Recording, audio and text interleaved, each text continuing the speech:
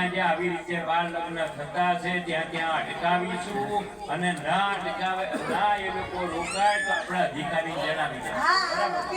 હા, સમાજ સુરક્ષાની અધિકારીમાં જઈશું આપણે. ચાલ હવે આપણે જમવાનું તો મારું આજનું કેન્સલ થઈ ગયું એટલે તું એક કામ કર, અંદર જા ને એક સરસ મજાનું છે ને ખાવાનું બનાય.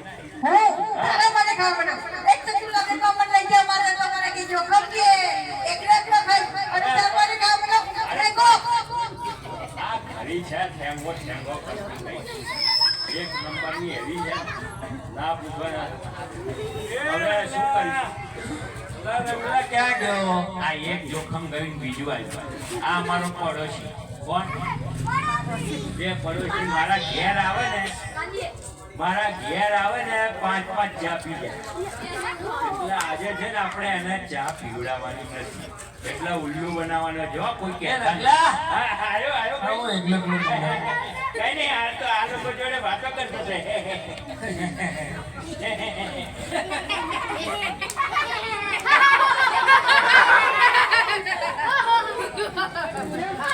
આવું તને પૂછી દઉં છે. હા કેમ આવ્યો ભાઈ તું? અરે હા, યાદ આવ્યું. કોઈ નીકળે તો ઘર કે લાવો રંગવાની ખબર પૂછું. એ તબિયત સારી ને? આમાં એસી નીકળી એટલે લોકોના ઘરમાં પૂછી જવાનું. કોઈના ઘરમાં ના ઘુસાય હે, પણ પડોશીના ઘરમાં તો ઘુસાય ને. હા, પણ બધાને કામ હોય ને, કઈ નવરા થોડા હોય. એ રંગા, આ કેટલી સરસ વાત કહેવાય કે તારી ખબર પૂછવા. તબિયત સારી કે નથી? આવ્યો તો કરે તબિયત સારી, સારું સારું આવ્યો તો બહુ સારું કર્યું. કેટલા દિવસે આવ્યો? હા, ઘણા બધા દિવસ. હા, તો પછી જમાવી દે. એક સમજ ને લાઈટ નાની કરો. પાણી પીવી છે? નહીં લે, પાણી કેવાય ચાનું નામ કા દો છો આ પાછો? એ છોકરો પાણી નહીં.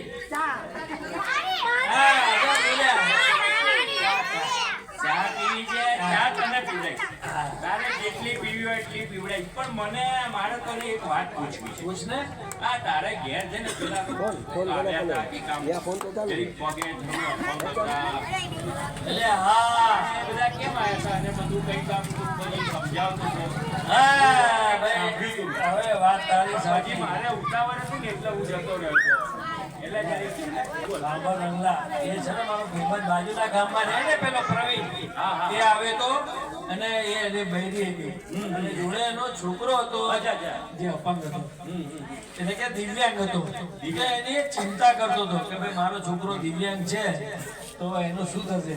તો યાર સ્વાભાવિક છે ભાઈ, જેના છોકરાને કઈ તકલીફ હોય કે છોકરીને એટલે કે બાળકને તકલીફ હોય તો ચિંતા તો હોય. એટલે ભાઈ હવે આ તો કુદરતનું છે, થઈ ગયું પણ ચિંતા ના કર.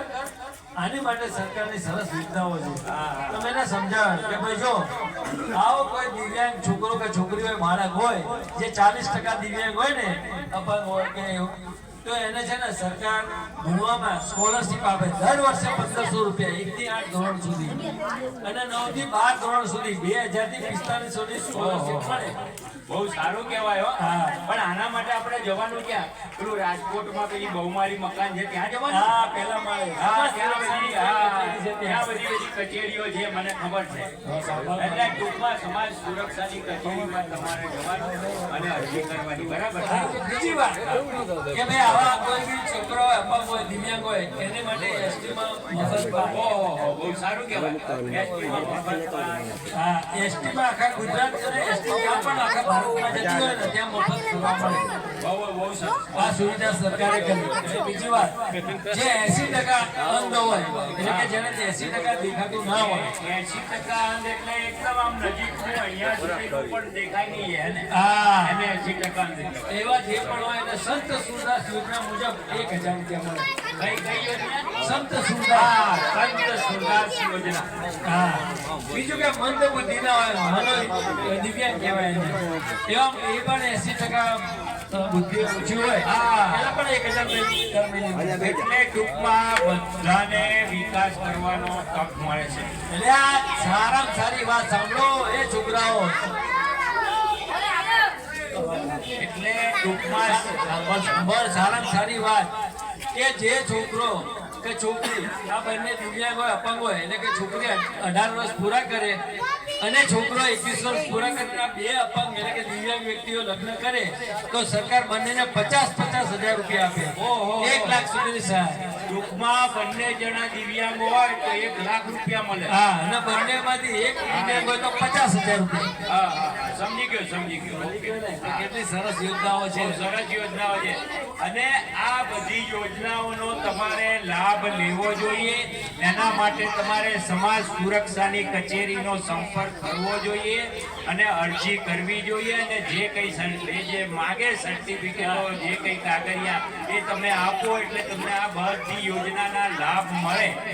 સમજ્યા? કદાચ 1-2 ધક્કા થાય પણ એ પ્રયત્ન કરવા જોઈએ. કોઈને કોઈ ઘરે બેઠા તમને મોઢામાં કોરિયા આપવા આવે નહીં.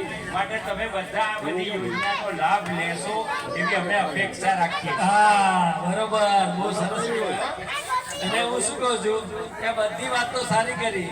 ભાઈ એક વાલી દીકરી નામની યોજના છે કે દીકરી જન્મે ને ત્યાંથી લઈને 1 વર્ષ પહેલા એના વાલી દીકરીનું ફોર્મ ભરાઈ દેવાનું. જેથી એમાં છે ને આ દીકરીને છે ને કેટલો લાભ થાય ખબર? 1,10,000. ઓહો કે ભાઈ દીકરી છે ને 4 વર્ષની થાય એટલે કે 4થા ધોરણમાં આવે ને ત્યારે કેટલા મળે ખબર છે? અને 4,000. ઓહો 4,000. હા અને 6થા ધોરણમાં આવે એટલે 6,000. ઓહો જ્યારે એને લગ્ન થાય ને 18 વર્ષ પૂરા કરે લગ્નના સમયે કે પછી એ પહેલા 18 પછી 1 લાખ રૂપિયા મળે અને 1,10,000 ની સહાય મળે. પણ દીકરી જન્મે 1 વર્ષ પહેલા અરજી કરવાની, ફોર્મ ભરવાનું. વાહ વાહ તમે તો હા ભલે તમે પડોશી મારા રહ્યા ને તમને હવે તો હું 2 નહીં 4 કપ ચા પીવડાવી દઈશ. તમે યોજનાઓ મને વાત ચા મંગાવીએ. હવે મને ચા પીવાની વાત કરી. હવે મજા આવી. અને છે ને જો મારી પાસે એક આઈડિયા છે ને આઈડિયાથી એને બગાડ્યું. શું વાતો કરે છે? છોકરાઓ જોડે જરી વાત કરી. હા રંગલી ક્યાં દેખાતી નથી. કામમાં છે કે શું કરે છે? એ રંગલી